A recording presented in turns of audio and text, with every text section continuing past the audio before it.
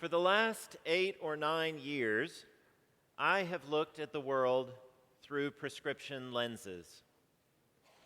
Without my glasses, my eyes have a tendency to play tricks on me, obscuring reality in unhelpful ways. They soften hard edges and blur contrasting colors. Every few years, I have my prescriptions updated, and the days that follow are always an adventure. I often forget that my vision changes and that my eyes are always looking for new ways to smooth out the world's rich texture. When I change my lenses, everything looks different. I see the world as it really is, not as my astigmatic eyes would have me think that it is. I feel much the same way as I think back over the news reports of the last several months, and especially the last several weeks while I've been away. For better or worse, the lenses through which all of us see the world have been updated significantly this year. Our reality feels unfamiliar.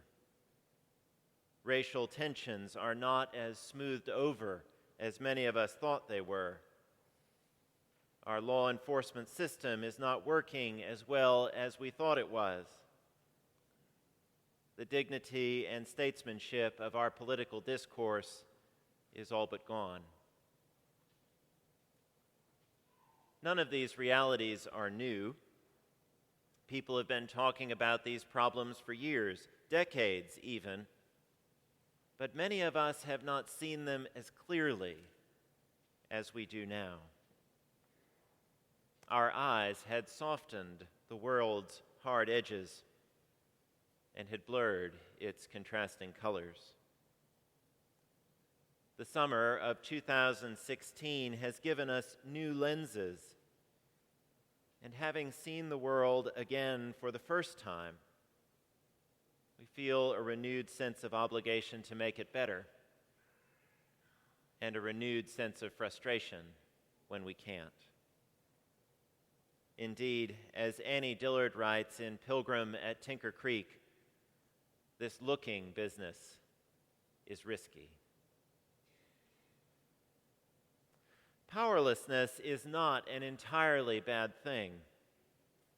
When we encounter a problem that is too complicated for us to solve on our own, we have no choice but to rely on God. Like so many of you, I have built a career on my ability to produce results, to face a complicated problem and to find a way through it.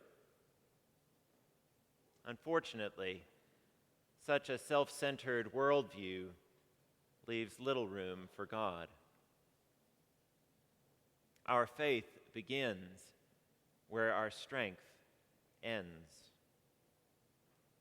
As powerful and privileged people, our strength is considerable, but it is not unlimited. The problems that have come into focus for us over these last few months are too big for us to solve on our own. That scares us. We're not used to feeling this way. We're not used to having to trust God quite that much.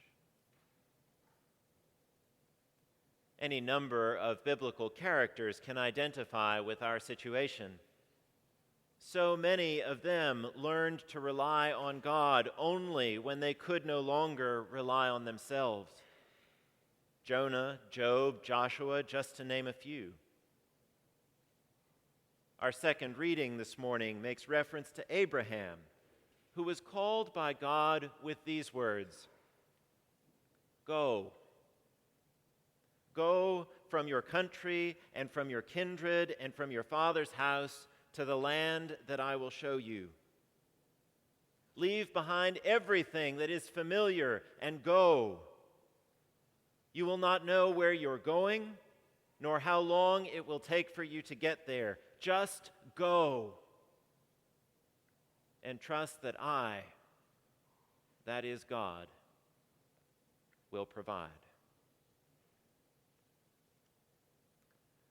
I don't know that I could have done it, trusting God that much. I don't know that I could have endured when it became evident that God's promise was not going to be fulfilled in my lifetime. But that is what faith is about. Certainty in the face of uncertainty, because we know how this story ends. We know that God will reconcile everything and everyone in His good time. As our reading from Hebrews puts it, Abraham looked forward to a city whose architect and whose builder is God. Our faith in God's ultimate victory should not make us passive, though. Quite the opposite. Our faith should make us more courageous because it removes from us the possibility of failure. Our faith should make us more willing to be vulnerable because it allows us to see the image of God in other people. Our faith should make us more generous because we know that God is at work in our midst and we want to be a part of what God is doing. In Memphis, the hard and holy work ahead will involve a lot more listening than it will doing. The social programs that have made the most difference in our community over the years are those that have brought people together across the divides of race and class, across the divides of neighborhood and affluence. We need to do more of that.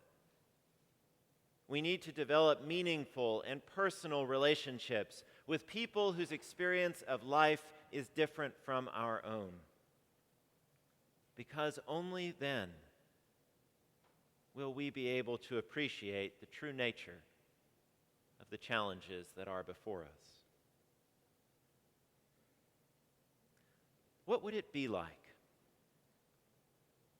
What would it be like for us to find a friend from a different race or a different sexual orientation or a different status in life that we trusted enough to ask those questions that we are too polite to ask any other time? What would it be like to ask a black mother how she feels when her son goes out at night? What would it be like to ask a police officer's wife how she feels when her husband goes to work? What would it be like to discuss questions of sexuality or income inequality with someone who is at the far other end of the spectrum, whatever end that may be? This looking business is risky, but looking away will get us nowhere. Hebrews says that Abraham and his family did not long for the country that they left behind, but desired a better country, that is, a heavenly one, and that God prepared that city for them. A reconciled Memphis, a reconciled America, a reconciled world, all of these things will be prepared for us. But our faith must compel us to believe in them and to work for them with the conviction of a people that already knows the end of the story.